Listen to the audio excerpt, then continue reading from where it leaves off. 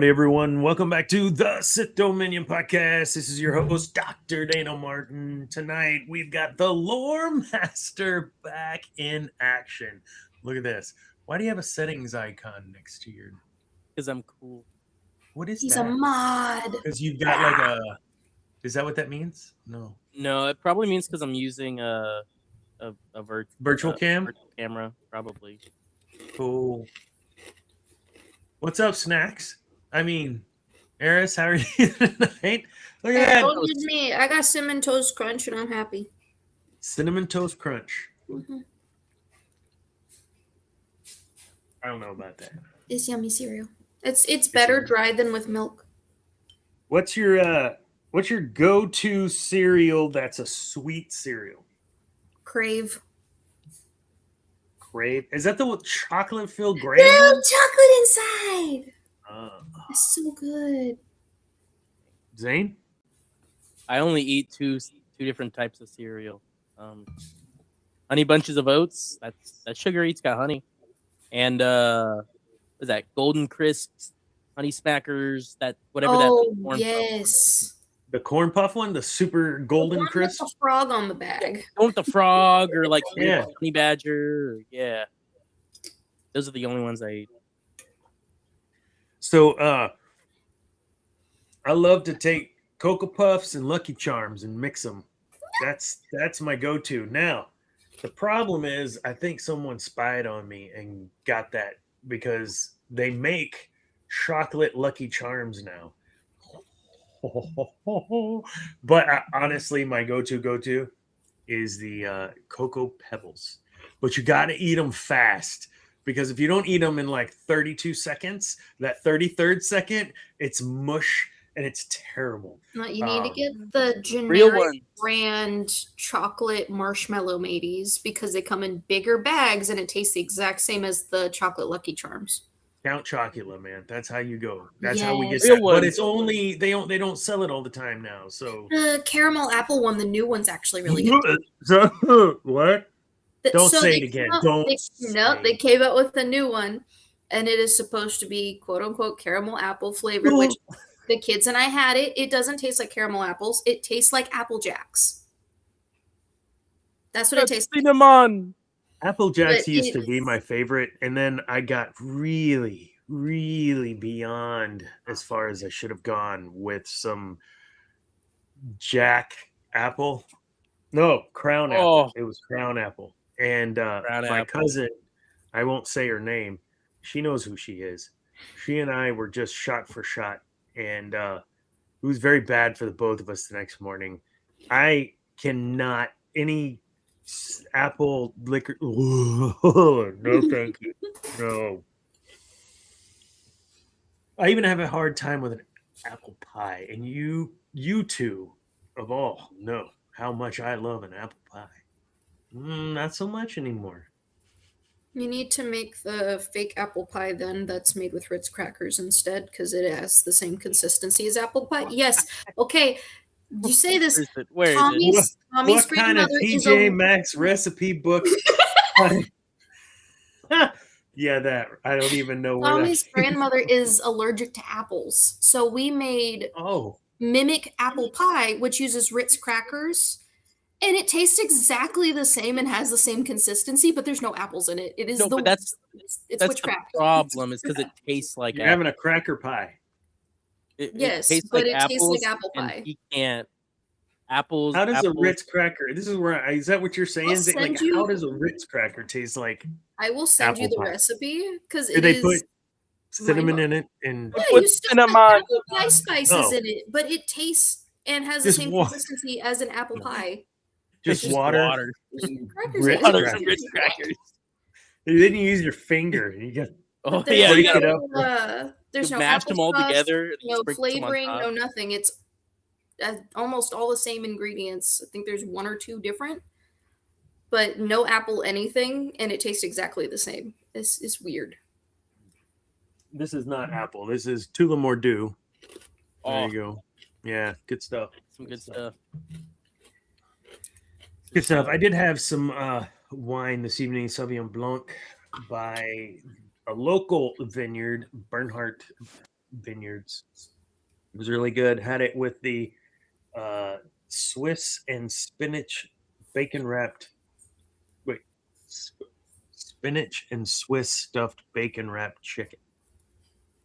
It was very tasty. The wine paired beautifully. Speaking of wine, okay, that transition would have came out really bad. Mark Hamill. Uh, Luke, no, not again. I couldn't resist. Can that guy just look? Listen, I get it. You've got TDS, okay, or whatever. I don't even know. Just stop. You make it. You're at the point where you're making it difficult now for me to even enjoy Luke because I see you instead of him, and it just infuriates me. So just please stop, please. Okay, that was my plea. I was almost begging. That was begging. Okay. Did y'all see the Wayfinder I posted in there? With the happy joy! I should share that one. Yep. And I did have news on the date for season 2. Already, we got a date. What's season 2 of what? Not quite a date. It is pushed back to it will be releasing in 2027. 2026 is no longer a viable option. Oh, damn it! Sorry, just. But please, yeah. Oh no, you missed it. We already tried turning it down. Like it doesn't make sense. No, it doesn't. Because we tried turning it down. If Zane tries to turn it down, he turns himself down, and we can't hear it. As many stages as he's played on, we're asking him to turn something down that he wants loud. Listen, he'll do what he needs to do to get it to pass inspection. I know you're tight. Every last one of us. Every last one. They don't have a switch. Is that better? Yeah. Switch wasn't connected to anything.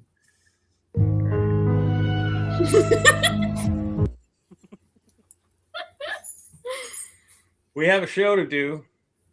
I'm trying to prove a point that we can do these in a relatively reasonable amount of time. I guess I did not share that. Oh well, I don't know where it's at. Is it not on Facebook? No, I don't remember where I saw it, but irrelevant. Anyways, so yeah, tonight we're gonna focus a little bit on Maul, kind of wrap up. It's good to have Lore Master here. He hasn't been on the last several shows, so we'll get his take on a few things that we've already kind of discussed. But as a whole, we've touched on some of the themes, we touched on some of the arcs in the last episode when we were wrapping up chapters 9 and 10. So we'll spend a little time actually kind of diving in and talking a little bit about the characters. We are getting the sense of Talon, for instance, what that might look like. Is that really where we're going? Make some speculation just to have some fun. And then, of course, Mando and Grogu coming out in a week and a half. So we might try to get some of us in the TSD family together to go watch this together. It would be awesome to do that. What is that? The Mando and Grogu pre-Burger King cup. Please don't tell me you had to eat Burger King to get that cup and that you just swiped it at a party. Just don't eat their fries. You know what? There was a period in the late 90s where their fries were, they had done a redo on their fries and they were amazing. And then they redid it again. And they're fries terrible. Not good? At Burger King? The fries that are at the Burger King by us are honestly better than the McDonald's by us. The horse meat is fine, but the fries? The fries are good because they're always hot. McDonald's, you end up getting really cold, soggy fries most of the time. Because no one lives McDonald's there. By us. No, the Burger King's actually a less busy street, but it gets more business. You were saying?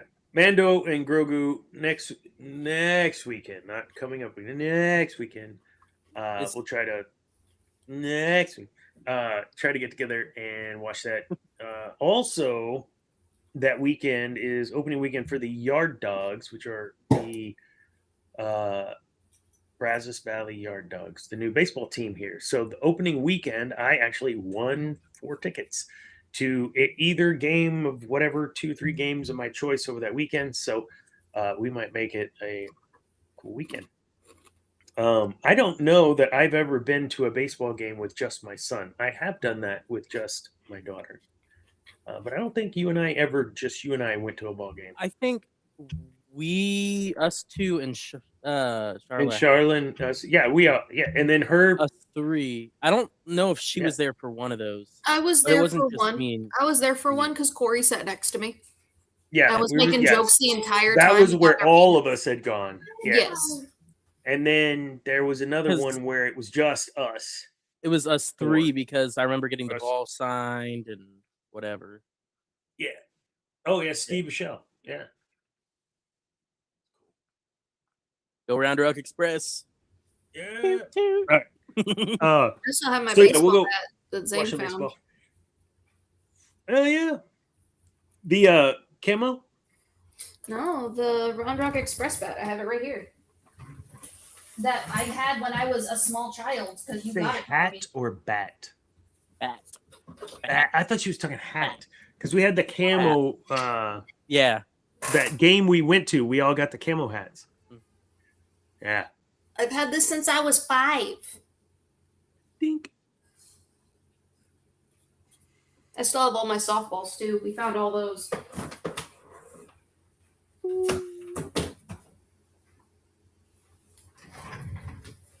The softballs are now all in a candy dish because I don't know what to do with them. Yummy. Jawbreaker. It's a big candy dish. Yes, it is. It's like this big. Well, we call those salad bowls, but I mean, if you have me, that sounds better to have a candy dish that size. Yeah, I'm down. Yeah, we'll do Mando and Grogu in a couple weeks. So Mando all of and that Grogu. also. Yes, Mando and I Grogu. cannot. I was saying that last night too, wasn't I? Mad at it. It was terrible. I couldn't get it out. Yeah, we'll figure all that out. We are probably not having a show next week. I know I said that last week, but for real, unless you guys want to do one on your own, I need to take some time off. So not having a show next week, which is fine because we'll wrap up Maul tonight.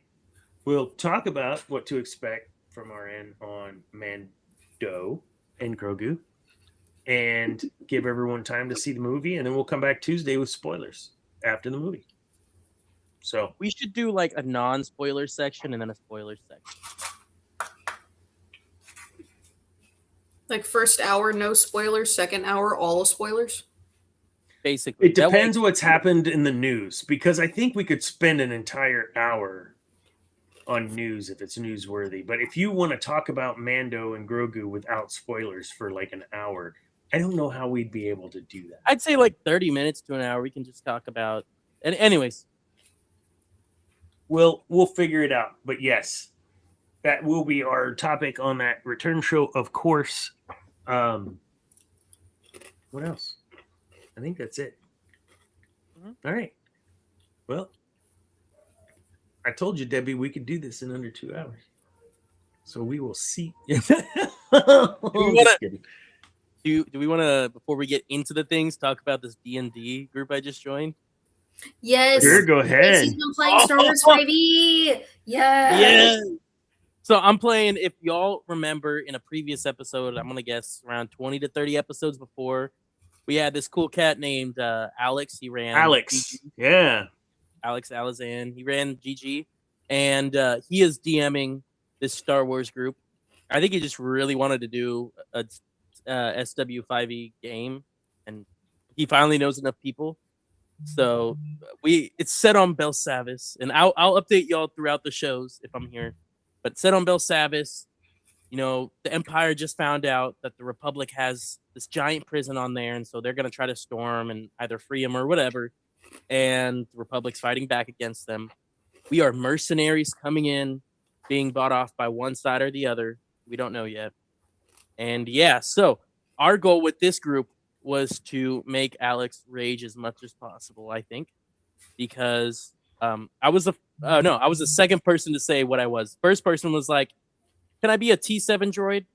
Yeah, it makes sense. Star Wars: The Old Republic has a T7 droid. I think it's one of the Jedi ones, one of the Jedi first companions. Really cool. I then was scrolling through them like, oh, I could be this, I could be a Lasat. And then I saw the bunny. I do not remember the species of the bunny, but I saw a bunny rabbit, and I chose a bunny rabbit. So basically, this entire party consists of a T7 droid, which is about 3 foot tall, 3'2" ish, a bunny who is 2'11", a Jawa who is a little taller than the droid, a lemur, same size as the Jawa roughly, and then a Kaminoan who's like over 6 foot. Yeah, I have a it's gonna be an question experience. about this rabbit. Yes. Was there a holy hand grenade involved at any point? More like was fathered by Reepicheep from Narnia. Even though the rabbit is mostly like stealth stuff, I chose fighter, and I'm a bladesmith. Except for I'm small, which means I can't. If I want to use more than one blade, I have to use daggers. So as much as I want to be throwing flame balls or whatever, I'm going to be bouncing off of people back and forth. I just knew you were going to make that connection in the game at some point. Oh, I did. Because I already. Oh, yeah. Yeah. No, the best part is that he's so cool, our DM. He's setting different rules for each of us, like unique rules, which were agreed upon. And mine is that anyone over 6 foot, if they attack me, I have advantage on whatever check. So that's amazing. If they are 5'7" to 6 foot, then it's a normal. If it's 5'6" and below, I roll a d20. If it's a 10 or higher, normal. If it's below a 10, it's a crit. So we're adding short logic now to hitboxes. Yeah. It's great. I've already told him and his buddies need to be 3 short people in a trench coat and have the Kaminoan say, "This is my son," and try to escort them through. There's 4 of us. Oh, that's right. We talked about this. We said droid, Jawa, you, and then the lemur one is the head. This is my son, and then trying to escort. Oh my gosh. We're gonna get rowdy. There'll be no meeting Vecna in that sort of trench coat.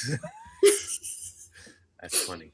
I don't think they had this in mind when they were creating D&D way back, but I'm glad it has. They totally did. Why else would they have it as an option? No, back then. I'm saying back then, like when in the 70s and 80s, like this was not on the horizon, and it was very much Ewok pilots.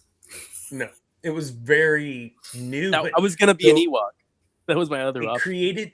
It created so much creativity around storytelling and stuff for a bunch of nerdy people, dorky people that got made fun of a lot. Anyways, gave them one more thing to get made fun of, but really gave a creative outlet to some folks. Thank you. Yes, exactly. Creative outlet to folks that otherwise didn't have it. They weren't maybe a band geek or a jock or a whatever. They had no place to kind of fit in and had no cadre or no people. So who do you gravitate to? I had one of those last night actually at yeah. Oh, now you're having two. Anyway, that's one. Yeah, I think D&D has really grown into something that is more accessible for a lot of people, is my point. You have D&D in the Marvel universe, any universe you want, you have it. You go on Reddit, the amount of homebrew rules that people I ran a Supernatural campaign with Dean and Sam and Bobby, and that was with Tommy's family. That was so much fun, and they broke every rule. but it was too fun to not let them. Like, you know what? I'm going to put all this snow in this bag of holding. You know what I'm going to do? Avalanche right here in the middle of the forest in summer. Nothing I could do to stop that. That was a nat 20. Us stealing a droid that I don't know was why. never a Every character to time, have. okay, so in college there was this dude. I'm not gonna say his name just because in recent times he's reconnected and he may see the show. But so he's gonna know who he is. But anyways, he would always come up when it was like, I don't know, 4:15, coming back to the dorm, and he'd like open up the door and go, natty time, buddy. What? Natty time, buddy. I don't natty time, buddy, right? But it was just some dumb 20-year-old just it was irritating. Okay. So every time y'all say roll a nat 20, roll a nat 20, baby. Like I can't get that shit out of my head. And it's in my head very vividly, but I can't articulate how douchey it is. Like I just so gross. Just It's natty time. Natty time, baby. I told Zane about this. I just rolled a nat 20, baby. Y'all weren't supposed to be able to take that droid with you when we ran the campaign. Well, why did you let us then? Y'all rolled so well. How was I supposed to go, you know what? You were very convincing. No. Like that, it breaks the flow of everything. And so y'all were having so much fun convincing this droid to commit treason that it's like, hey, I mean, y'all rolled So, an 18 serious and question, a as a 19. How DM. do I just argue? I can't argue with this. And then I rolled a 1 in my persuasion check. I'm like, yeah, nope, I can't argue this at all.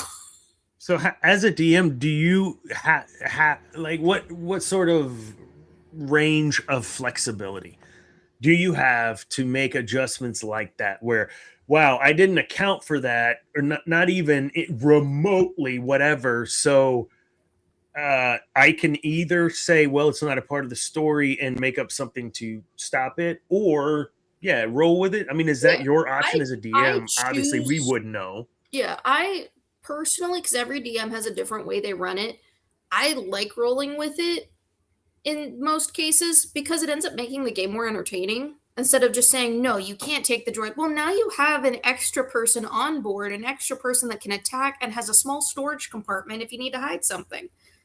That wouldn't have happened if y'all didn't take him along. I asked Vader to join my team. I rolled a nat 20 and I have plus 30. Okay, now you're getting Baldur's Gate logic. Let's not. What do you do? You're like, Vader's 100%. over here like, I would love to join, but then Palpatine's in his mind like, no. I've had characters. Yeah, I mean, and that would make sense, right? Like you convinced him to take one step towards you to join you, yet blah blah. Yes. And is that an example then of how you would kind of work out of that? That would be a good way to say no, you can't do that. And storytelling, right? It's which way adventure? Choose your own adventure. Yeah, there's a video of Matt Mercer talking about that kind of stuff. Yeah, and he talks about how he was doing whatever, and there's just something stupid that his group did, and they rolled like a nat 20, and he's like, "You do this." But as the daydream fades, you realize you are back in the realm and you cannot do this. Like, that's just like good. complete, That's and that doesn't seem very fun. Like, like even I got you. When parties get too strong, like when I was running with Tommy's family, they got strong a lot faster than they were supposed to. So I was like, okay, Monkey Wrench, I'm gonna throw you a goose, which is an actual homebrew creature that has been created, and it has Eldritch Blast. Don't want to ask why. But it also can, I made it to where, the goose, one of the guys had rolled for an item, and he got a quiver with unlimited arrows. That was the most dangerous decision. And then he got a bag of holding. I was like, okay, this is too much. So he kicked the goose because he was like, I want it out of my way. He kicked the goose. God, I miss Fable. and the goblins, the chickens. So he kicked the goose, and I was like, okay, coin flip, heads or tails. He picked tails. I was like, the goose ate your quiver of unending arrows. So now every time the goose honks, an arrow shoots out of its mouth. That is fantastic. That's awesome. And so they had to do a save every day to do animal handling to try and convince the goose to follow them and not attack them. Or maybe lead them and not follow. The rules of the goose is it will always follow the party no matter where they go, what dimension they go, it will always follow. And it can never be killed the same way twice. So they would do checks to make it to where the goose was friend and not interrupt their plans. I see. And every time, if they did decide to end the goose, it got a little bit bigger every single time. And I actually have a miniature that I painted of a raptor with goose paint on it. Okay, 30 minutes into this. Let's get into Star Wars, y'all. SW. Woo! It's that time, folks. We will be doing it. I don't know. Maybe we'll do something over the summer. But I do want to do the D&D thing. Funny enough, like that was our highest viewed stuff. It's the fun we had during that. And I'm glad so many people enjoyed that. It was our first go for me and you both, Zane and Madison. Thank you for DMing that. We'll do it again. Absolutely. Yeah. I've got the sequel. Y'all, I think everyone but Cam has leveled up. I might need to see if Andrew's good. And then I just got to make tokens. And then whenever y'all are ready, once all that prep is done, we're good. Was that an UFO? That was the motorcycle that just drove past my house. That was loud. All right. And everyone shut up. Why? Because Sam Witwer's talking? No. Oh. You can hear me twice. Oh, the echo? I fixed it. I fixed it with the headphone. It's echoey right now. Check. Say something. Say something. I'm here.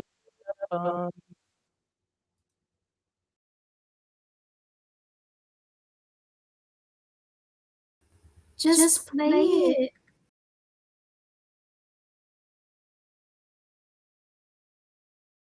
You can't even hear it? There's no sound. But I can hear myself.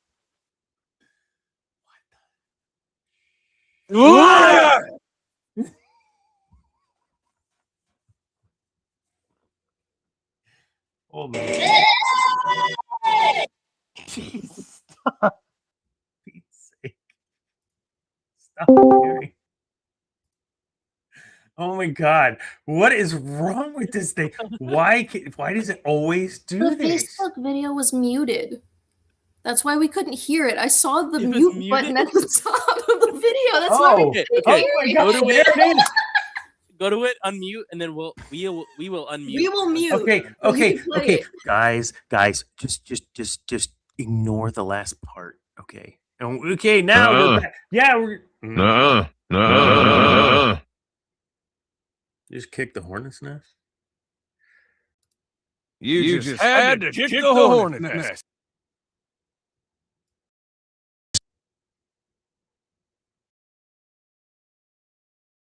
And intel that he could. He's already done all of the reconnaissance and intel that he could possibly need to know exactly how to take this guy apart. He has Inquisitors reporting back. You can imagine they've recorded all of those fights. Vader's like, okay, I get it. One of the first things Vader does, boom, right to the legs. Right. He knows exactly what he's doing. A fair fight, but it is a rich fight. Vader's superior striking ability, the fact that he's so strong and has figured out how to use those limbs to enhance the strength rather than detract the strength, because Maul's strength comes from the agility. Vader's has his brute force, and you imagine that his hardware is also designed for brute force. Maul can't compete with that when their blades meet. He's not ready for that. He doesn't have that striking power. There's also the matter of Vader sees things before they happen. Vader does not have to move as fast for his blade to be exactly where it needs to be at the right time. He's just like, yep, and it's there, and it's there. Now I go here, now there. Force push you, do this. He's a machine. He's also totally prepared for the fight. He's already done all of the reconnaissance.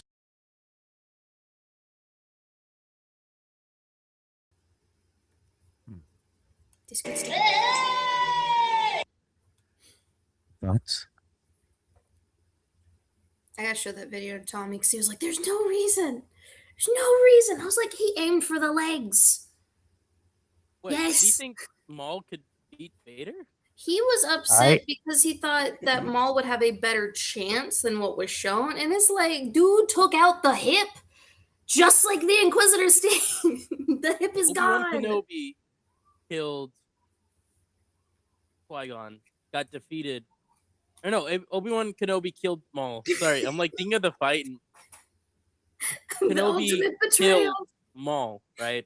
He was almost dead, Darth Daddy Kenobi. right? And then Anakin has almost killed Kenobi so many times. Kenobi didn't have a scratch on him after the Maul fight. Ergo, in what world would Maul ever get close to Anakin? Especially now that he's using the dark side. They always aim for the legs. And that's all I kept saying. It was like they aim for the hips and the legs because it's not The going to hips don't cauterize lie. anything. It's going to be constant malfunctions that you could still move if you got hit in the leg with a lightsaber and it's just flesh because it'll cauterize almost instantly. You can't do that with mechanical legs because the wiring runs through both legs. So you short circuit one side, you're going to have issues with the other side. Pizza before your French fry, you're gonna have a bad time. I'll start with this. In the beginning of all of this with the series, I said if that's Vader shows up, Maul is better now than he was then, right? Like he's got more experience, he's got more whatever. Yes, he's only got half of himself, but he's better in other areas than he's matured in other areas that would lend itself to being a more formidable opponent for Vader.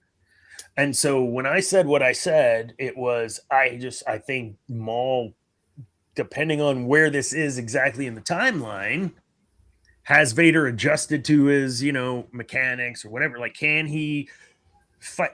I thought Maul would be pretty damn formidable.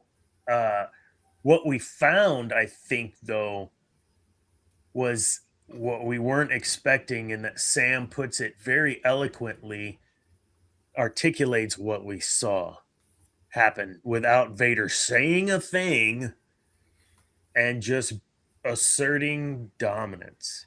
So I want to talk about that. Did you feel, either of you, like, oh, if this happens, I'm not sure how it's going to go. What were your thoughts on that?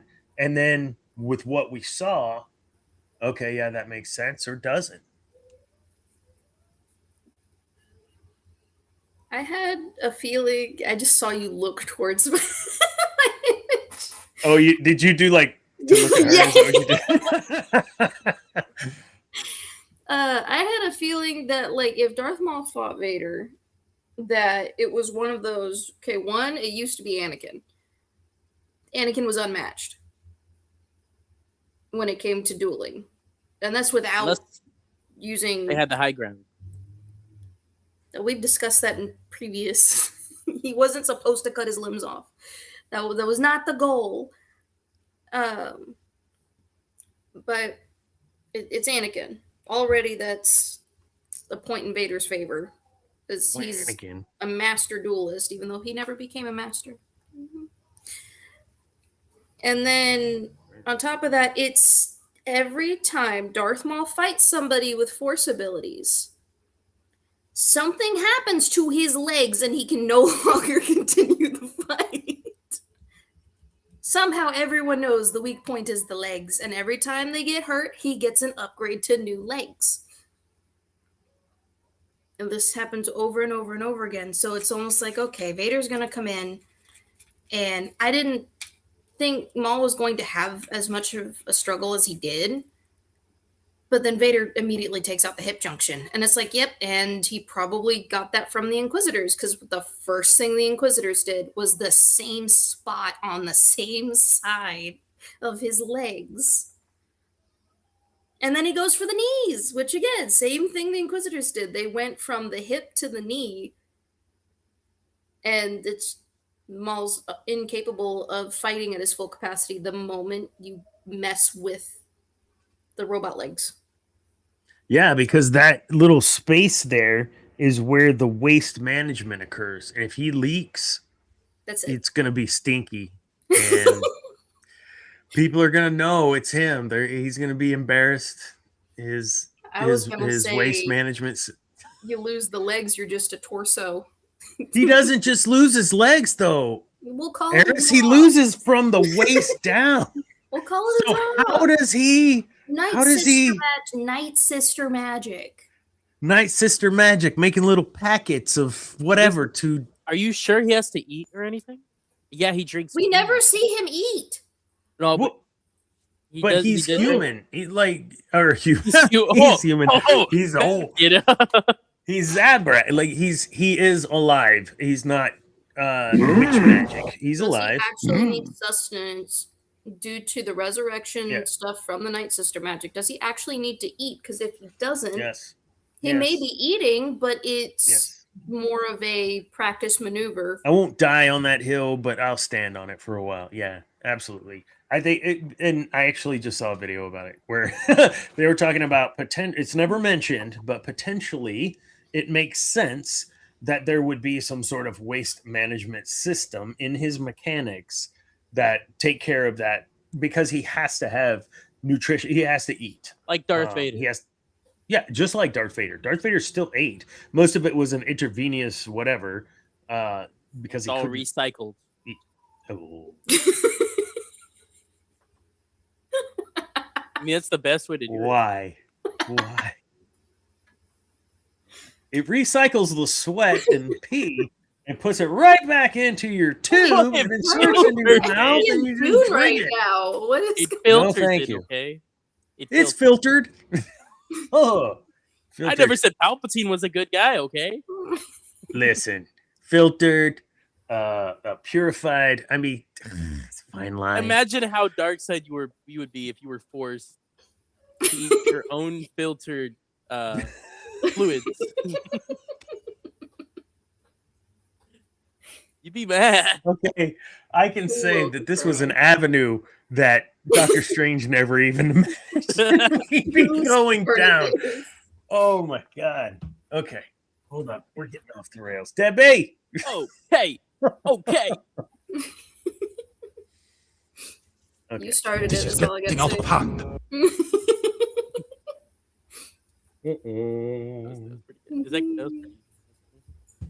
All right. So Zane, what about you? Yeah.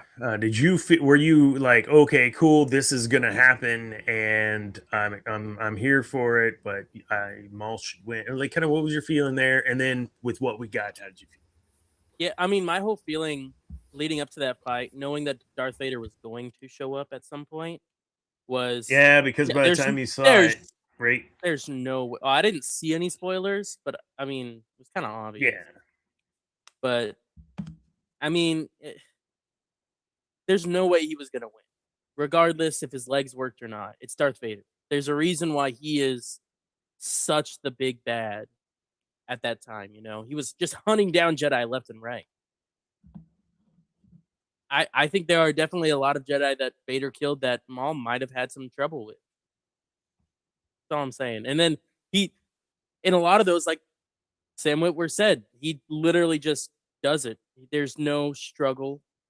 It just goes. I mean, shoot, against Obi-Wan, you don't see him like, oh, so mad slashing. No, it's all just very basic, you know? And even in Rebels, it's the same thing. Against Ahsoka, like, it's not this huge struggle battle. It's him literally just going, I know what you're going to do. Yeah.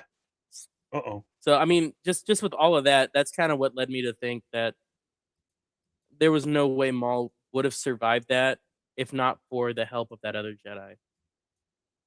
Yeah.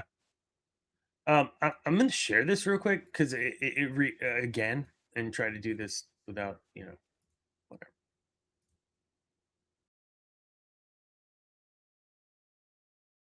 And I'm going to pause it at a moment here.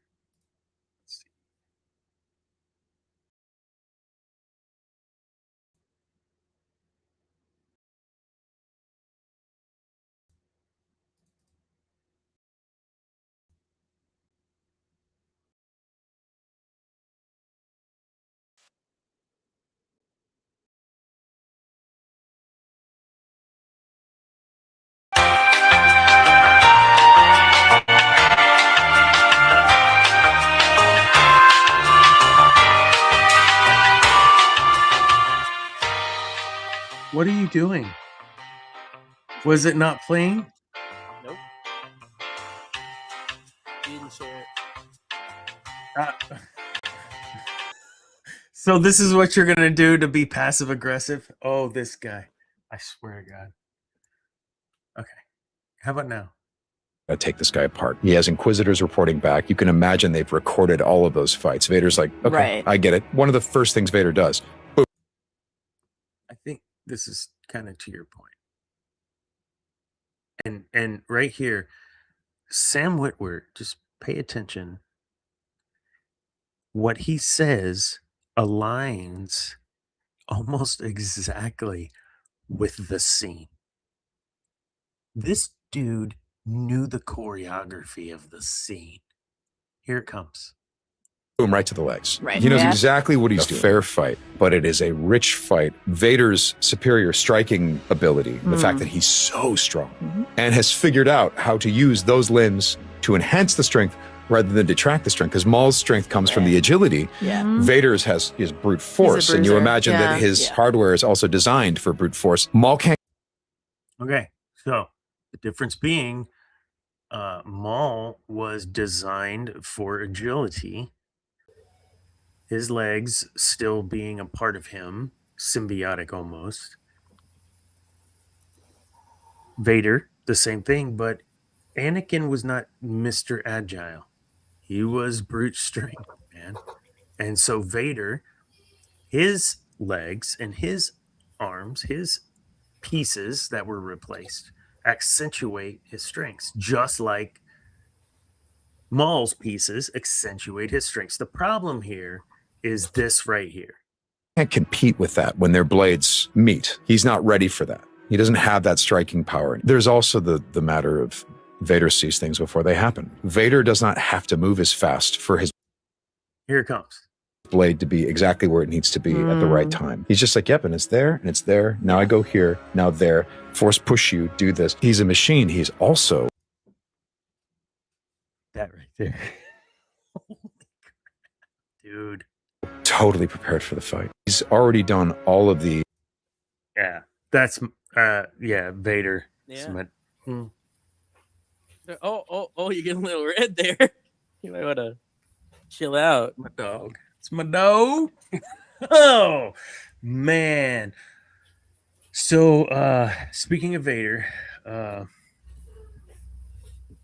as of this moment,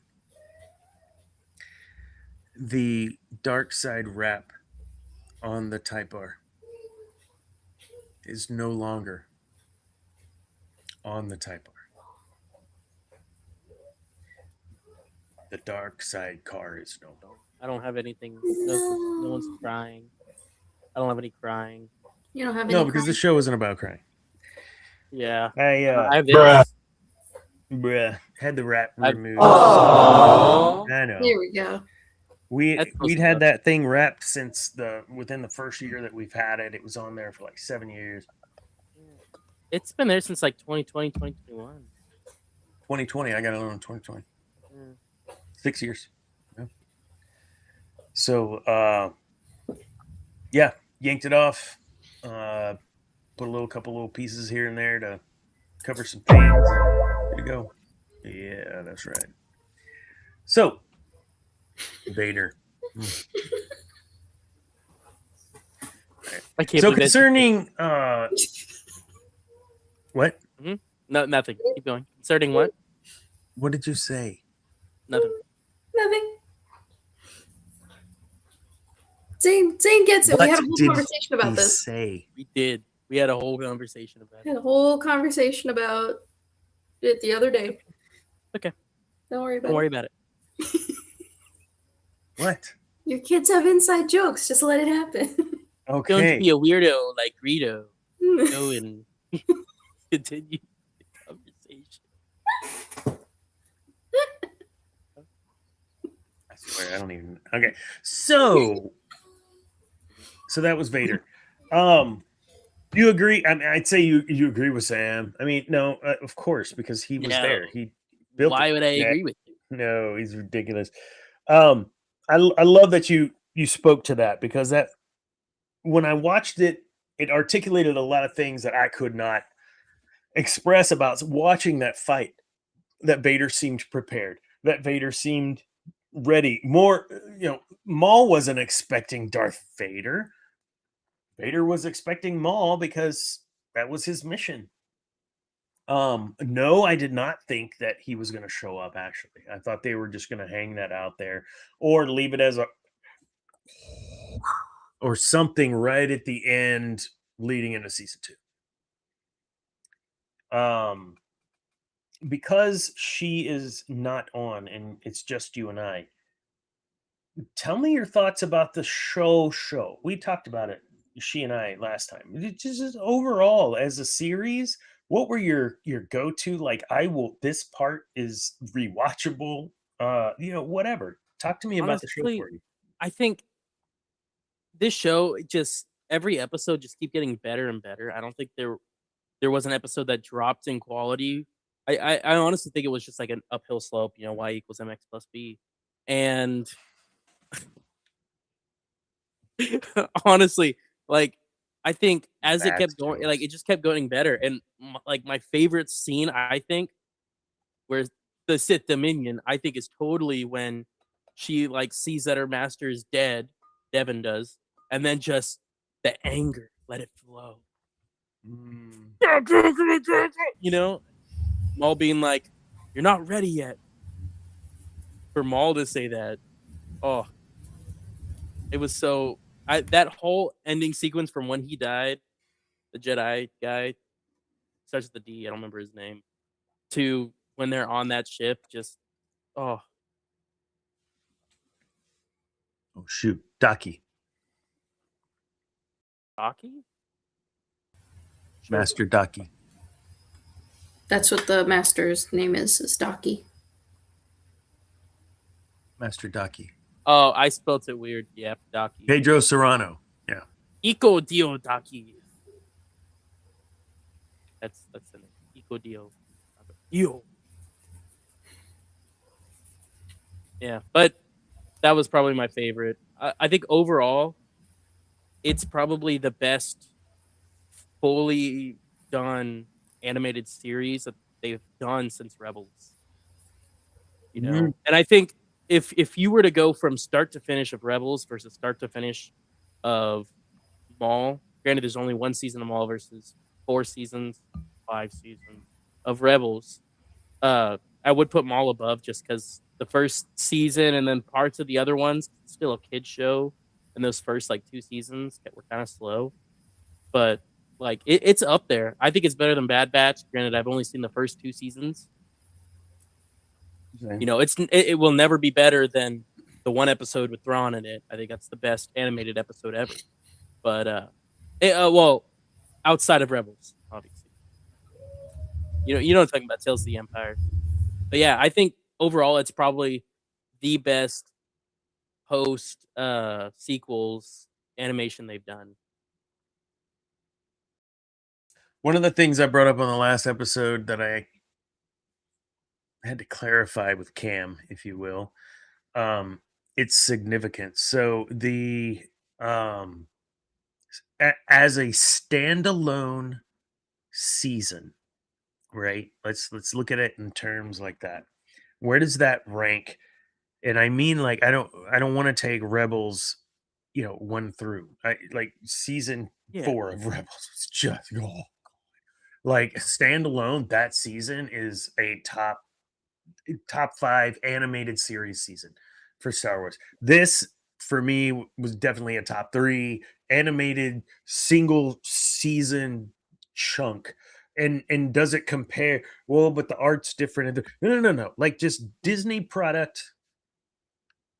Tell me if you feel this is single season so far, just even if we don't get anything else, is this a top 5 show?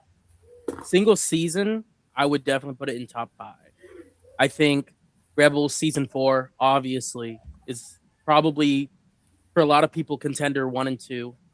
The other one being season 7 of Clone Wars. I think that's everyone's. Yeah. I would obviously put season 3 of Rebels at number 3. Obviously. And then I'd probably put it at number 4. I think there might be another really good season of Clone Wars afterwards, but I think as a season, a full season from start to finish, it never slowed down to the point of me just wanting to skip 10 seconds ahead, 10 seconds ahead, 10 seconds ahead, skip episode, kind of just skim through it. No, not a single episode. And I feel like that's even something season 7 of Clone Wars struggles from. The first arc of that with the sisters. I mean, I didn't think it was the best thing ever. I enjoyed it a decent amount, but I know a lot of fans did not enjoy it as much. And I think that lowers that series for a lot of people. But I think Maul, straight watch through as just a season of Star Wars, is top 5 easily. I found myself even in a rewatch because I would watch them and then rewatch the 2 episodes, whatever. And I'd find myself hurrying up and running to the restroom so that I could pee before the countdown timer and it started the next one. Like I didn't even want to just, hit the button and then just pause and take my time to go. No, like I needed that timer because I had to hurry up so I could get back. I could watch. It provided that episode to episode for me. Did it feel that anticipation thing for you?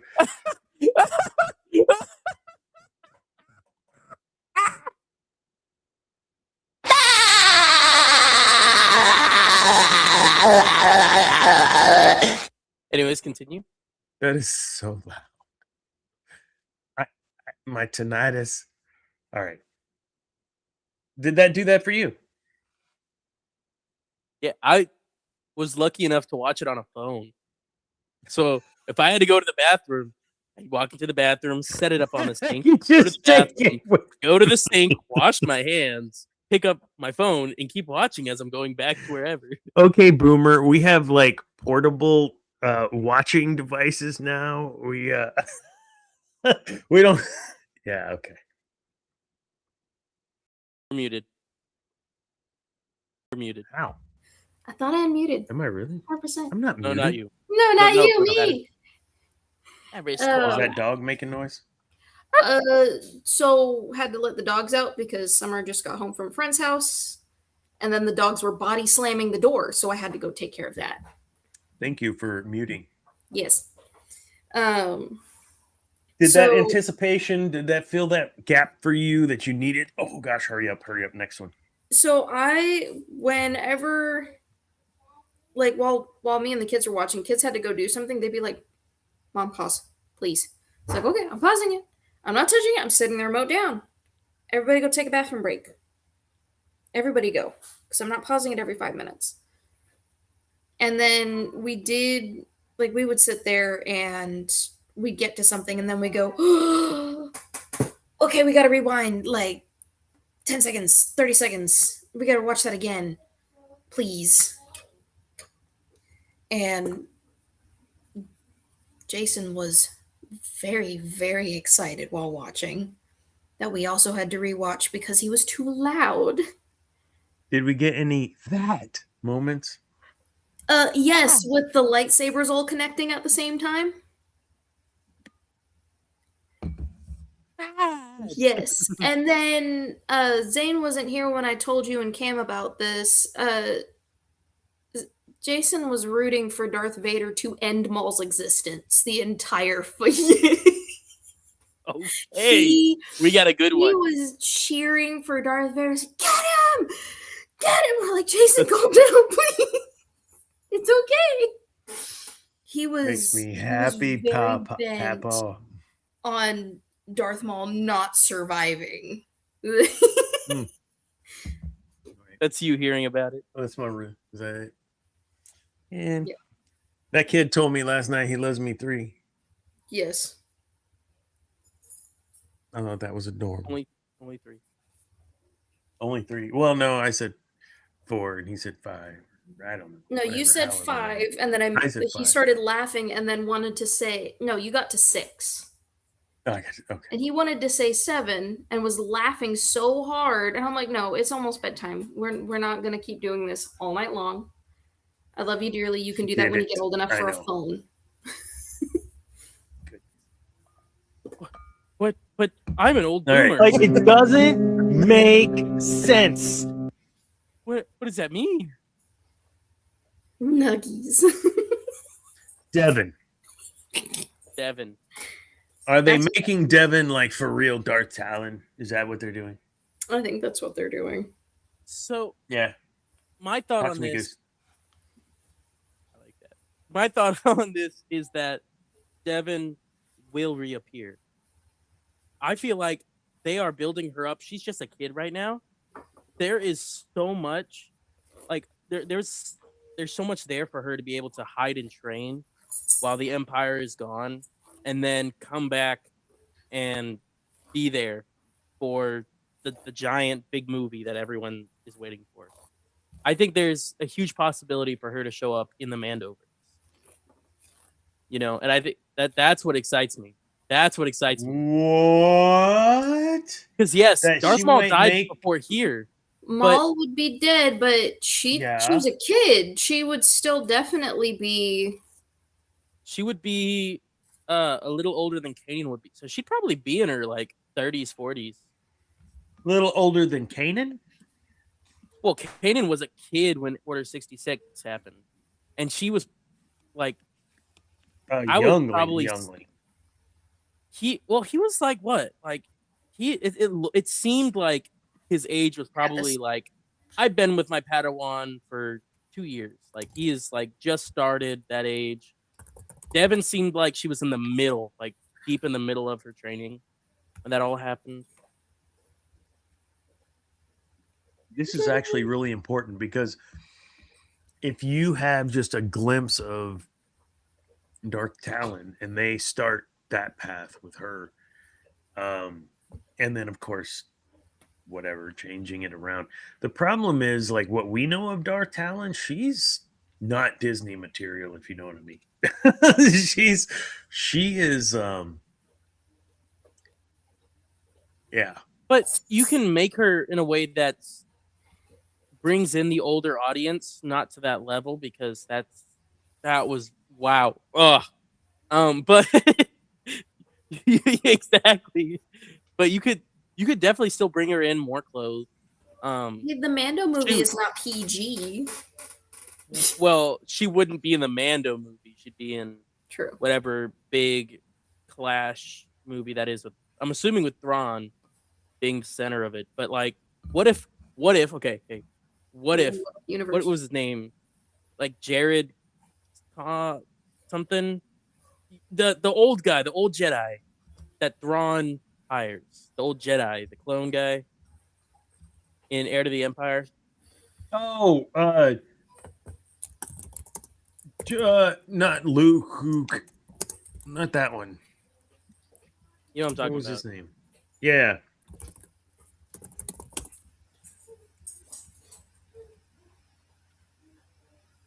Joris. Not Joris. Yeah. Yes. Joris. So like, think about it. Now they're building up this Sith almost. This used to be Jedi. Palpatine is gone. The Inquisitors are gone. Who's to say that she isn't another Sith for hire? I know Balin was. Can I ask a question that pertains to what you're saying? Yeah. The rumor of Disney getting rid of the sequels. But if there's credence to that, and what you're saying, there's maybe something behind that. Well, then maybe we do get something that replaces the sequels. Maybe they don't, but maybe it takes place before the sequels. Yeah, I don't know. That's you know what I'm saying? thinking. Well, the talk with the World Between Worlds is all the leaks came from a room, from a random person. So Lord knows it's probably just someone being like, "I want this to happen, so I'm gonna post it on X and be." But I totally think they can fit Talon into the Mandoverse. She would be in her late 30s, mid 40s, but I think that's still very viable, especially with the actor of Balin Skull, like the original actor gone. that might have changed some plans, just in confidence and ability, maybe, or maybe they Wait, so stepped back. Ahsoka's in the Mandoverse, or is Mando in the Ahsokaverse? It's definitely the Mandoverse. It started with the Mandalorian, Mm-hmm. and Ahsoka came after, but still had the same characters and showed up in multiple different shows, including Mandalorian and Boba Fett. I think there's more to that question than just semantics. Is why I'm asking, because dependent upon what that verse is to producers, that's what we're gonna get, right? Are we gonna get more Ahsoka? Are we gonna get more Mando? Are we gonna get more Maul, meaning Talon, whatever? I think we have to kind of look at what is the verse, and I don't think we can agree on. I can't agree that it's one or the other, quite frankly, because they do intertwine, and they intertwine even because of what they've done today. It pulls in Ahsoka from Rebels or Ahsoka from the Clone Wars, and so you have all this kind of interweaving that's gonna So we call it already occurred. New Republic, just the New Republic in general, right? Because if the focal point is Ahsoka and Filoni's in charge, and that's really the Ahsoka verse. Mando was his way to bring Ahsoka in. I don't know. Mm-hmm. I'm just speculating. That will make a difference. And Jon Favreau was the one who brought in Mando. That was mostly his. He said no. They just asked me to do it. Like, it wasn't like something he wanted to do or that was being asked for in Mando and Grogu. They just asked him to do it. That actually kind of scares me a little more. I don't know. I think we're putting too much suspicion on this, and we're letting every single other Star Wars movie that's come out basically recently kind of or project kind of drown our thoughts. But we've seen Maul. Granted, Maul we're using historical data to draw assumptions of what may happen in the future. But it's different directors. Maul wasn't the first. True. Maul was the last production that Kathleen Kennedy was a part of, right? No, her name's not on it at all. We talked about that in one of the shows. Yeah. So that's the first one under Dave Filoni. Mm-hmm. And that's why if you look at just since the director change, this is I say director change since she's left. Creative director, yeah. Direction change. Direction change. Well, he is the creative director now. You've got Dave Filoni on this. The first thing we see from Filoni without Kennedy on it is amazing. It's so well thought out. You've got even Sam is so excited about this baby. And he's so happy with it. And he's like, and then we do this, and then you got to think about like he's getting back into the nerd of things, which is so nice to see him get back. Well, of course he's jazzed. I wonder how much he's making for all this. Wouldn't Mando? It sounds less like pay the man whatever. Money. He's excited that he's actually able to do lore things the way they should be done. Not Darth Vader's gonna be this scary thing and he's gonna kill everybody. It's like, no, he wouldn't. Not intentionally, because what better way to find more Jedi and Sith than to have Maul go find them for him? Yeah. Is Kathleen Kennedy a part of the Mando and Grogu movie? Because they would have been filming a year ago. I don't know. I'm trying to search that up, but so I've got hopes for the new stuff, mostly because the common denominator between all the movies and shows that were kind of like, we're not sure about this. There were specific names that carried over, and it wasn't just Kennedy. There were other names that carried over every single time.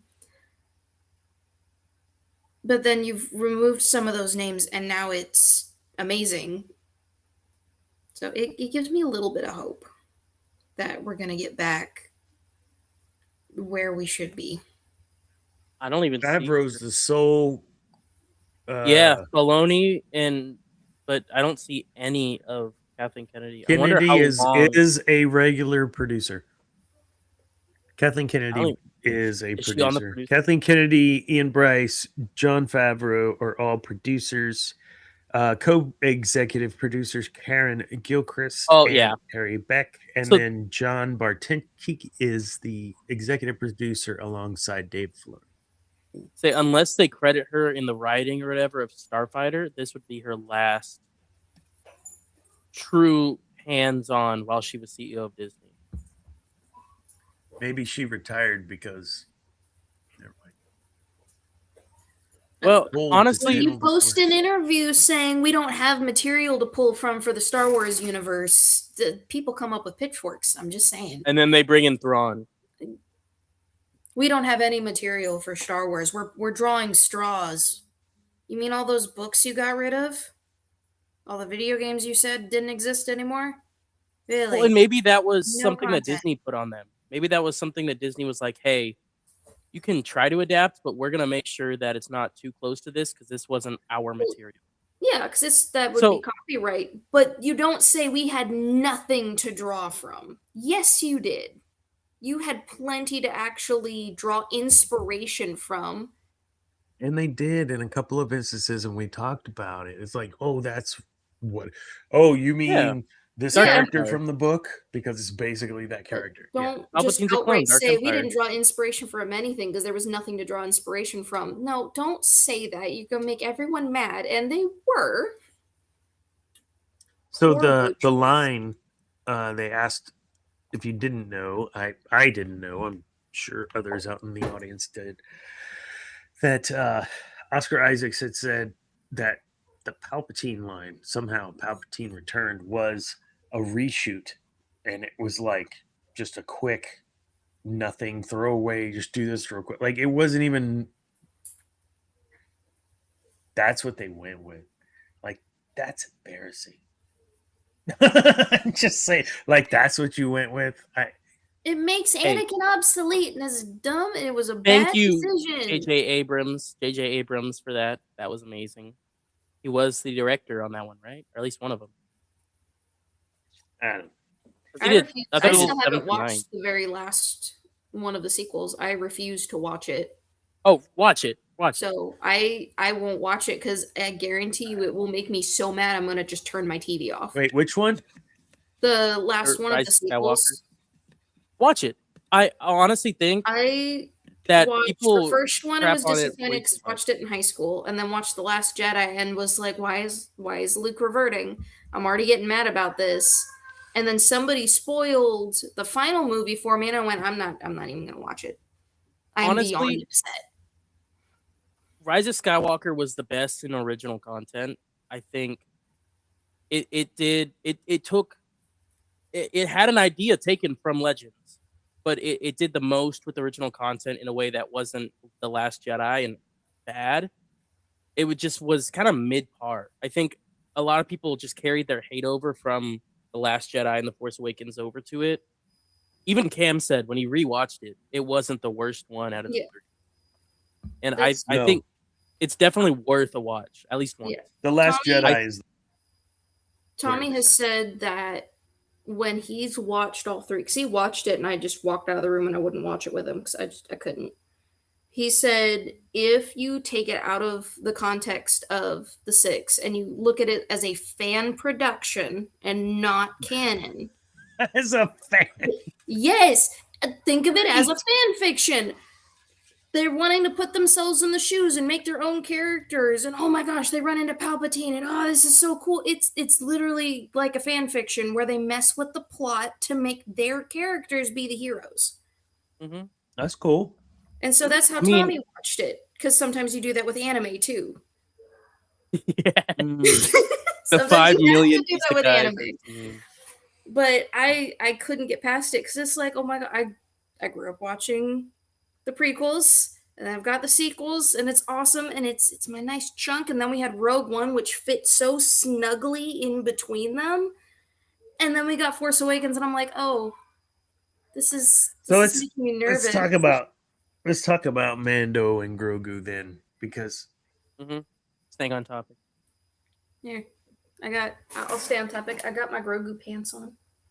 I have no Grogu merch anywhere near me. You have none. despise that You little got my creature. No. pants. Why would I have? This is the closest I have to any Grogu merch right next to me. Okay. And it's a okay, I got Thrawn you. figure. It's a I will Thrawn Lego. crochet you his little Nope. basket I will with his throw head it away. sticking out to put. I will throw it away. Oh shoot! I do have something. One moment. Sorry, send me Thrawn sitting in his chair, and I'll try to crochet him sitting in his chair or something. Oh wait, now we gotta. No, wait, just send me a picture.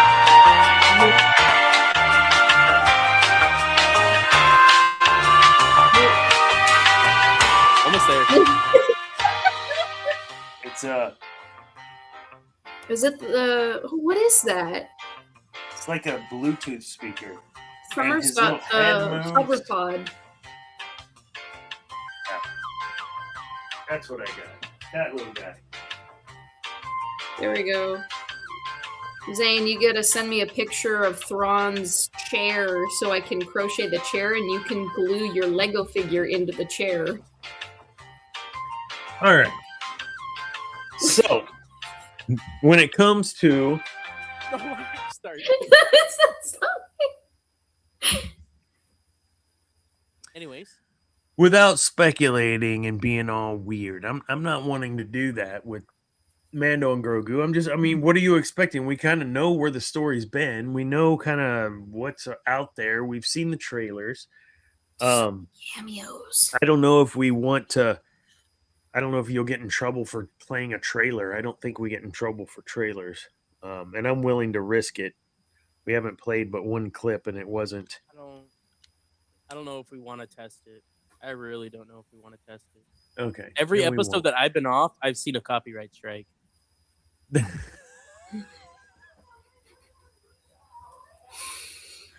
You're not wrong. That's a change, though, isn't it? We tried it with Let's be every real. Zane. way to possibly do it and copyrighted every single time. So what you don't know, Eris, and maybe you do and aren't recalling, is that the king of copyright strikes is sitting in between you and I. I got rid of it, okay? I got rid of it. Okay. This is the closest one I have now. It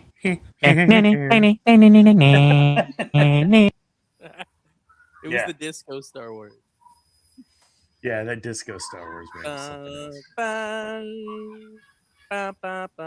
Anyway, No, another one. I'm anticipating something good. I'm gonna walk into that. I'll tell you, pretty open minded. I liked it. Jin Jaren. I think they kind of made him a little soft when he didn't need to be. I think he should have stayed a little harder as a quote unquote Mandalorian. But you've got to be kidding me. So that's kind of where I stand with that character. I thought they weakened him in the last season a little bit. That is just my opinion. But we'll talk about all of that after the movie, and I'm looking forward to it. I think it'll be fun. We get some. I want to see Stinky. What's his name? Up. What's his name? Baz, not Baz.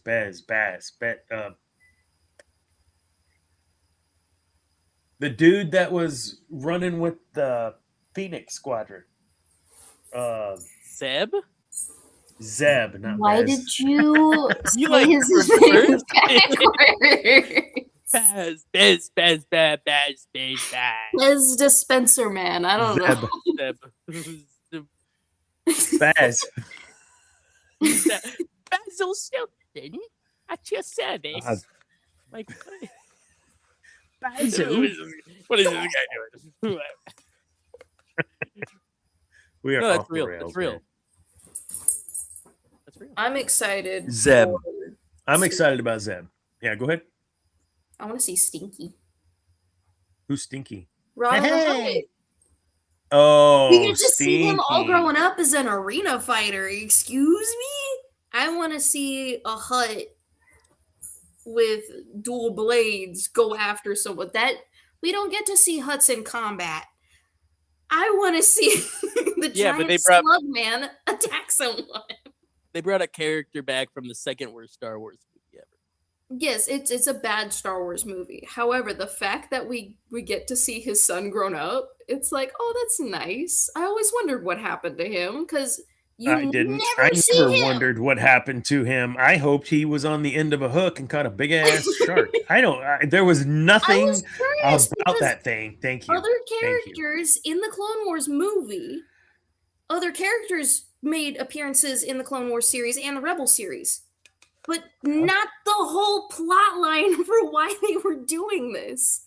So I was like, okay, what happens to him? We get everybody else. Where is he? We even got more Jabba the Hutt in Clone Wars and Rebel, but we don't get Because he's irrelevant. his son.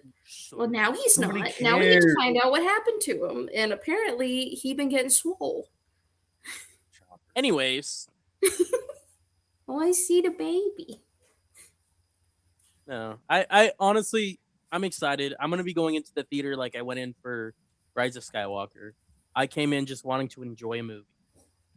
You know, it was like the cherry on top that it was Star Wars. I just wanted to enjoy a movie, and if I can enjoy the movie without thinking of it as Star Wars, just as a movie, I think I will leave that theater just successfully enjoyed. Just happy, content.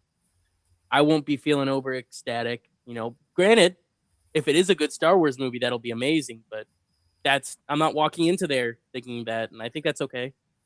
I think that's okay. For what it's worth, I think that's okay. You know, I'm excited to see Zeb in live action, especially since Baz? he was supposed to be a part of that Star Pilot show with Cara Dune and that Asian guy from that one Korean show as the as the fighter pilot. You know what show I'm talking about? He's like an No. older Korean gentleman, and he has his wife and their kid, and they all call him Appa. If you know, you know. But I'm excited for that. I'm excited for one thing specifically. There's gonna be more of them. Yay!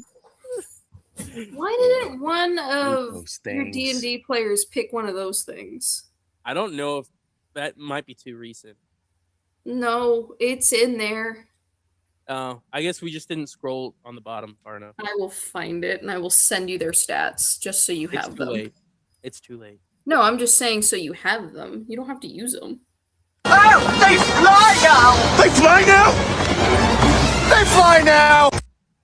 They fly now. They fly Here's now. the thing. I do not believe I'll walk out of that theater being like, ugh, like I don't think that'll happen. I don't relate to this Grogu. We went on it on a tangent. Well, okay, Dana went on a soapbox about this whole Star Wars has defaulted into teacher student. You And- killed Han Solo in the stupidest way, man. Yeah, you did. And this trope of teacher student is just it's a part of Star Wars, but it's not everything. Stop it. You had Andor even with a hint of it with Clea and what's his name? Sacrifice. What's his name? Luthen. Shit. Luthen. Luthen. Damn, he's like my dog. Luthen and Clea, you had some student teacher a little bit, right? But that was palatable. It was a piece of the plot of the whole. This in Maul, we're leaning into this whole teacher student, and then we don't have to go through all of it again, but go through it all. Everything that has been in the last 10 years has all been teacher student. Can we get just like a badass going and killing people like Maul? Like, we don't have to make it where it's teacher student, but it's pertinent to his story because he's always looking for that legacy. Like, I get that, but just Didn't you say that's most sci-fi fantasy movies nowadays. I mean, even with Marvel, I mean, think Spider-Man, teacher student. That's Iron Man, Spider-Man. You know, Captain America. Why? You can almost say it was Bucky, and then even in the Thunderbolts, you could say Bucky was the teacher to Why? Black Widow's sister. Like that's Why just is a this common trope happening nowadays. all of a sudden? Because people have poor role models, so they need to make Is that new why? ones. So I'm just Look at saying I've noticed from- this from a that the weird trope's perspective. always been there. You had Obi-Wan Yeah. and Luke, right? I get that. But you only had Obi-Wan and Luke for like a half second. You had Picard, And then you and only Riker. had Yoda and Luke for a hot minute. And then you only had Yoda, not even Yoda. Yoda's like, shut up, I'm dying. And that's it. There isn't teacher student, teacher student, teacher student. That's what I'm saying. There's a difference in the weight of the teacher student relationship in the plot of the movie or series or whatever.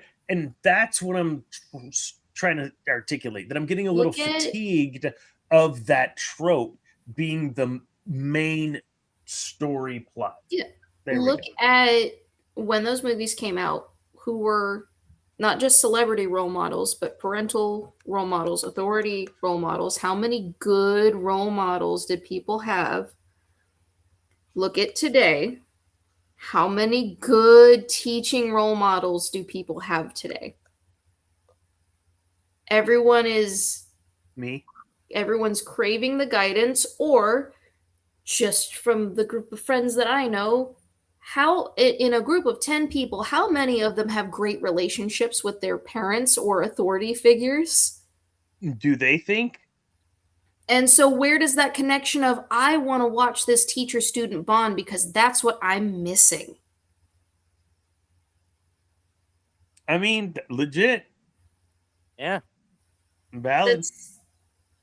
I'm also so from my perspective as more teacher, not needing, I mean, I'm not a teacher if I don't have a student. I'm not a leader if I don't have followers. I'm not so I get that, but that's not my identity.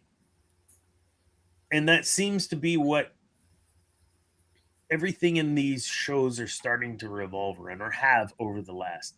And I'm not saying it's not needed. For me, right? I'm saying I'm seeing this probably more. I'm seeing it today than I've ever seen it before, just because of the nature of what I am doing in my side gig. So I'm seeing this. I'm seeing it, and by seeing it, it does make sense from that perspective. Eris, I think that's a great point. I did not consider that, because I'm not looking for. I already have teachers that I already listen to or I work with. I'm not looking for that. I don't need that. I'm not saying you need it. You're looking for it, No, but you get it because it's relatable to you. Yeah, and that's what they're looking for. Is that is the most relatable thing, or what people want is you are, like even just in regular Disney movies now too. They have a lot of teacher-student dynamics, or they address familial trauma and stuff like that, because it's like that is something that I resonate with, and so I'm gonna watch those more often. You have your teacher student. Well, maybe I didn't have this best role model here. Watching this movie, while it's not super relatable, it draws in on that. Oh my gosh, I wish I had that. So it pulls at your heartstrings more when something happens, because it's something that you want. Didn't you say that like out of mainline Star Wars shows, so not including Visions, not including Tales of the whatever, every single one has had a big teacher-student relationship? Clone Wars had Anakin and Ahsoka. Mhm. Bad Batch, I'd almost put it as Hunter and, you can say all the guys, but Hunter and Omega. Hunter and Omega on the show. Yeah, I agree. Mm-hmm. Yeah, we Then mentioned it. Keep going, because in order, reiterating what I said. Maul and Devin. Mhm. Yep. Rebels is Kanan and Ezra. Yep. You go even further up. You look at Let's go back in time. Let's look at what is that show? The Acolyte. Ugh. You know, it was always about Osha and Soul, and now it's Osha and the Stranger, because Kamira is just his fake name. And you've also got Maul and Savage. Maul and Savage. Count Dooku. Yeah. and that's just in Asajj. one show. I just meant that the one show, the biggest one was Ahsoka and Yeah. Anakin. But yeah, I mean, in Ahsoka, it's Sabine and Ahsoka. In Mando, it was Mando and Grogu, or the armor in Mando, or Luke Mando and and Grogu. Exactly. And that's every single show minus the Tales shows, which they probably, you can find something. Visions, I know a lot even of them do, but with the What If series that they did all the animations and stuff for, every single one revolved around a master and an apprentice, whether on the Sith or Jedi side of things. Every single one had a Most. master or most of them. Yeah, there was one or two that didn't. Yeah. But the fact that majority of those were, again, master and apprentice, and the passing of the torch to the Boba Fett, Fennec apprentice, Shand. who then gets a Padawan. It happens over and over and over again, and it's that passing of the torch that keeps happening, and it's like, oh my gosh, this responsibility would be so amazing, and I know I can do it's And it's couldn't not you just say that's just teacher and student, it's the Star Wars? proving of oneself. That's just Star Wars, though, in essence. It's the passing of the torch. I disagree. It's Qui-Gon passing to Obi-Wan. It's Obi-Wan passing To to Anakin, Anakin. and then it being And- passed to Ahsoka before everything goes haywire. Mm-hmm. It's Darth Vader passing to Starkiller, almost, depending on which side you take. It's all of these things.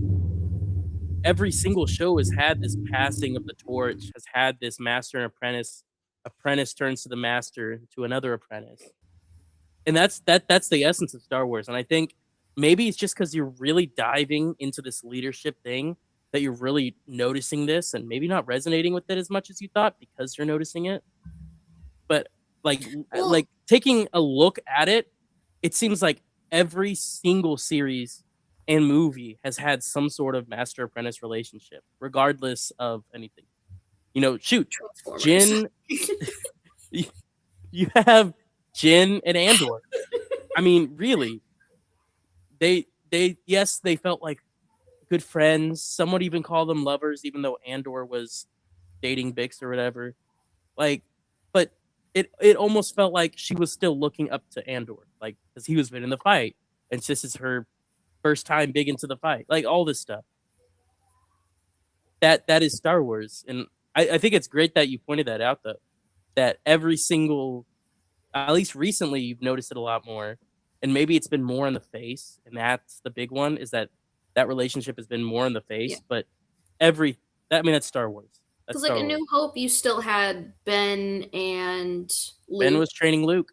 And then it's going to sound weird, but almost Han Solo and Luke, where Han Solo's looking out for him more, and Luke's just a farm boy. Who's teaching Luke how to do a lot of this stuff on these long ship, how to repair certain things, how to work certain controls on the ship? Luke's not going to suddenly know how to fly the Falcon. Well, I mean, he is the second best Yes, pilot. he's from an incredible Tatooine. pilot, but a pilot still has to learn what all the buttons do. Yeah. So Han almost becomes a teacher, not in the most conventional sense, more like an older brother than anything. But that is still a teacher in a sense when you don't have your aunt and uncle because they don't exist anymore. Your thoughts? Now that we've just completely just trampled over everything you said. Not really, because if we had a producer, I'd say go back and run it back to what I said. Mhm. Because what I said, to be clear, In the last 10 years. is there's more to where it's the focal of the plot now. Yeah. The relationship and the teacher student and all of that with Obi-Wan and Luke was not the focal point of the movie. Yoda, not the focal point. It was just to Yoda help build and the Obi-Wan, relationship, not the focal which made their point. deaths more devastating. All it was meant to do was move the story, to be the catalyst, to help along To pass the torch. the hero of the story. We can't effing have a singular effing hero of a story anymore. We have to make it teacher student and struggle and being. That's what I'm getting at. It is different the relationship, teacher-student relationship that we see in the trilogy, the original trilogy, it is even different. The relationship was not the focal point of Obi-Wan and Anakin. It was not. And nor of Anakin and Qui-Gon for that matter. Was there an accent put on it? Yes, it had to be for the plot. It had to be this section, but that's it. Then it's he's my master, and then that's it. And then we have our moment here when we're separating for the final time in the 3. Then that's it. And there's tiny moments of teaching. That's it. None of this in the last 10 years, plus where we've had this over the relent. Who should I? What Does should it I almost do? And feel like the devil on my shoulder is Maul, and the angel on my shoulder is Daki, and we repeat that in every other series too. This is repeated tropes in Star Wars in the last 10 years that are, in my opinion, I'm getting tired of. That's what I'm saying. There's too much percentage of that in the plot. It detracts from a person taking up and doing for themselves and being the hero. Because yes, Luke Skywalker, for me, and Cam, I don't want to speak for you, but I'm going to say this. One of the things was, yes, he used his teacher, but he still failed. Even after getting the instruction, and it's through that failure that he becomes even greater than who he was before. Not the relationship and Maul is going to help me take my vengeance and all that. No, it's not that shit. It's not the main point of the story. The main point of the story was Luke trying to save his father. Not what we're getting in Maul. Not that I'm not enjoying Maul. Don't misunderstand. I'm just saying what we're having now in Maul, we've seen a greater percentage of. And it's like, come on, let's get back to, can we have a singular hero again? Because yes, he was a singular hero, but he had the support of one of the greatest heroines in the business, Leia, thank you. He had the support of the idiot they killed Han Solo in support of. You killed Han Solo in the stupidest way, man. Thank you.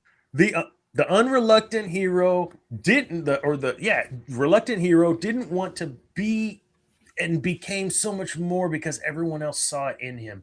My God, that shit is way richer for our souls than teacher, student, another teacher, student. That's all my point is, man. I agree with you on like 90% of what you're saying. I'm just, to clarify, it's about how much is involved in what we're actually getting out of the story. I've seen this already in everything that you pointed out. I've already seen it. Why are we doing it again? I have a question. Okay. Would you say... No, I'm not. In terms of putting teacher-student in the focus, I think Rebels was the main show that did that, and I think they were the ones that did it well. Do you think because of the fact that show did well and that they did it well in that show, that they kept doing it? Because that whole show was about family and and that's. But Rebels did it differently. And would you agree that Rebels, it wasn't just teacher, student, Kanan, Ezra. It was Kanan, Ezra. It was Hera, Ezra. It was Sabine, Ezra. It was all Ezra. Family. That's right, fam. It was all Ezra, but it was all, that's different. And I'm not bringing up all, if you've heard anything I've said, I haven't actually said anything about Rebels, because I feel like that is a shared responsibility. And in that situation where you are a team and you're on the Ghost, and it wasn't just Ezra learning from everyone. Everybody learned from everybody in that show. And that was the team aspect of that show that I dug. Same for Bad Batch. You struggled, like I'd say Hunter Omega. Yeah, I did the same exact. That is exactly what I said. Exactly that same way as. But Bad Batch does a good job of everyone growing together for the common purpose and goal and vision. So those two shows, not as bad. But everything else that we've mentioned, yeah, man, it just kind of gets played out, you know? I don't know. Maybe I'm just, shut up, Boomer. I don't know. Say the only other thing I can think of why it would be so prominent is coming from a teacher's perspective, hearing it from mom over and over and over again. The amount of parents and teachers that go, the student did great. That's because of me. And it's you show the teacher-student relationship because for whatever reason now, teacher-student relationship, the student does good. Oh, it's all because of the teacher. So we should sing praises to the teacher because the teacher doesn't need to develop. The parent doesn't need any character development because whatever they did, the child, the student did the best thing ever. And it's not the student that did it on their own. They don't need that character development. It's I sent you that glazed donut, sir, when you were talking about Thrawn. What happened? When Zane was talking about Thrawn way earlier, I sent him a glazed donut picture. Nice. It's a gif of a donut being glazed. It's a gift. Nice. But you hear it more often, and my kids are in public school. This is my first year back to public school, and I've heard it from other parents where it's like, yeah, my kid's great at sports. I did that. It's like, no, your kid did that. Excuse me. No, your kid made the choice to do those things. It is not you that is it's living success through the child. And with all the teacher-student stuff, I'm seeing less teacher growth and just taking credit for whatever their student did. Oh yeah, you did this great thing. It's because of my teachings. It's because of the way I raised you. It's because I hope so. I mean, the whole reason you all do well is because of me, 100%. Yeah. You need to allow both of them to grow because no one is correct and always in the right 100%. Except for me. Yeah.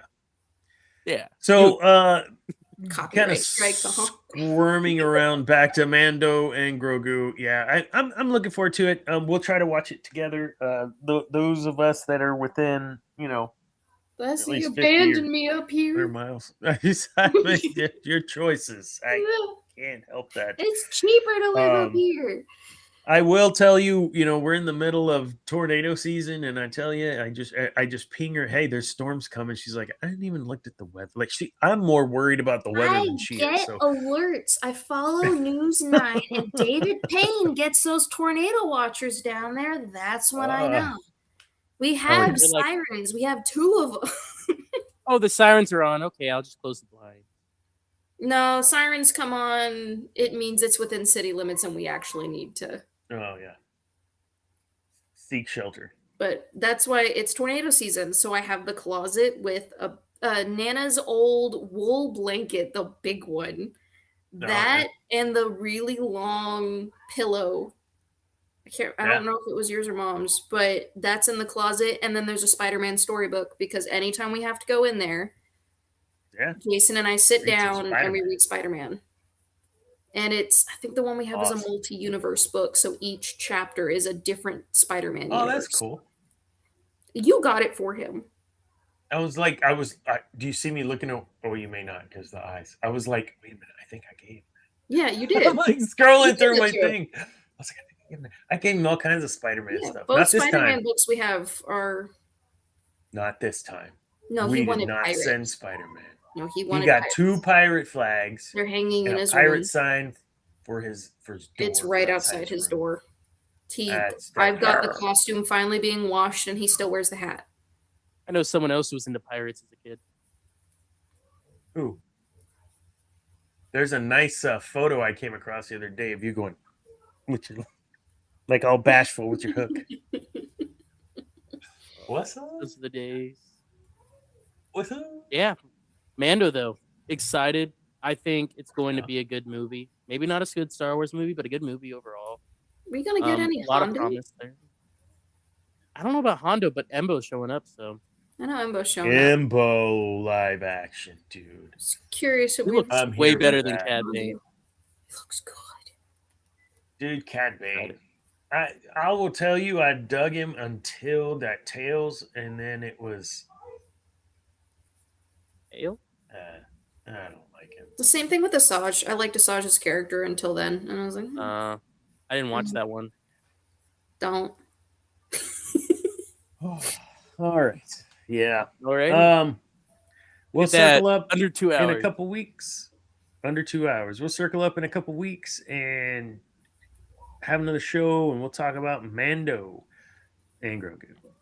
Hopefully, there's more Mando than there is Grogu. They're gonna be the same. Just stop. I know they're partners. Whatever. I don't know. Put Zane, that you little got any bird on shows ice. coming up? Yeah, so let's Oh, go yeah. ahead and get through that. What do you got going on? Besides that, we did mention last show, Zane, that you had like 8 shows in like 3 weeks or something crazy, and Yeah. you were gone. My So show for this week just got canceled. RIP. Is what it is. I'm not gonna say why they canceled it. It's very unprofessional, but it is what it is. My next gig would be, what is that? Is that June 6th? Oh yeah, get ready. June 6th. I'm pretty sure it's the 6th. We are playing in Aransas Pass. That's kind of near Port A, so really fun. Just follow my Instagram right up there to kind of see more updates on exactly the venue, because I don't even know. But the next day, say you don't live in South Texas. Wow, I got news for you. Most likely we are going to be up in, by the way, that one in Aransas Pass is going to be with this cat named John Brewer. He has a couple good songs out right now. Check him out. He's really good. Kind of sounds like Gio, if you know Giovanni and the Hired Guns, similar. But anyways, June 7th, right? June 6th, June 7th. June 7th, I'm going to be up in what I assume is the Fort Worth area. That is all I know right now. But I'm going to be playing for some Thomas Babiak. So again, go ahead. Go up here. Check out me, and I will update either on my story or as a post. And you will get to see when and where that is exactly, what time and everything. But yeah. And then I think June 13th, the day before my birthday, I'm going to be in, what is that, Driftwood, Texas for Chiggerfest. That's right. We're doing year 2. We're going, I think it's my 3rd, but year 2 in a row with this cat named Von Seegers. Going to have a lot of fun. And then finally, just be on the lookout if you're looking for any gigs. I'm pretty sure we'll be in Central Texas area, but I think it's August 15th. I'm playing with this cat, John Brewer. I don't know exactly where it is, but I know it's on the 15th. So just keep that date open. Be on the lookout. What about you, Madison? Harris Corbin? I'm You, streaming stream? tomorrow. I've been working on, well, not on Twitch, technically still on stream. I'm working on the pants for a custom doll that is in the style of Coraline. Coraline.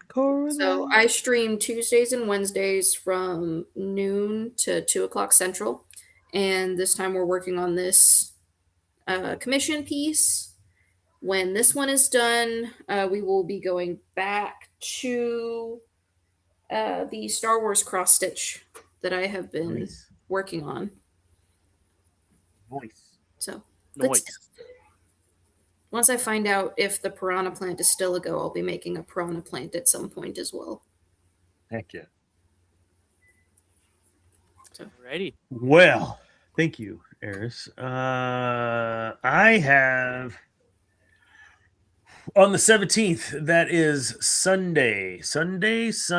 This Sunday, I will be at Aggie Park here in College Station, Texas, at Texas A&M with Zane Martin. That's me. I will be at the Aggie Fun Run, Maroon and White Fun Run, not the Aggie Fun Run, the Maroon and White Fun Run. I have a vendor tent there. Zane will be manning the tent. He volunteered to do that while we're walking. We did this last year. It was fun. Cam showed up, walked with us, and then we got a nice pic. So we'll do that again, of course. But no, my business is sponsoring again.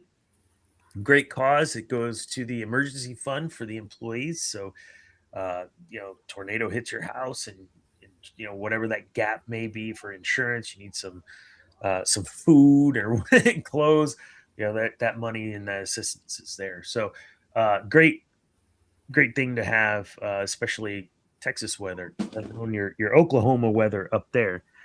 Also, with that, I will tell all of you all who watch, I have sent out an invite to only my newsletter folks for June 3rd. June 3rd, I am doing a 1-hour complimentary communication workshop. Bring your communication questions. Go sign up.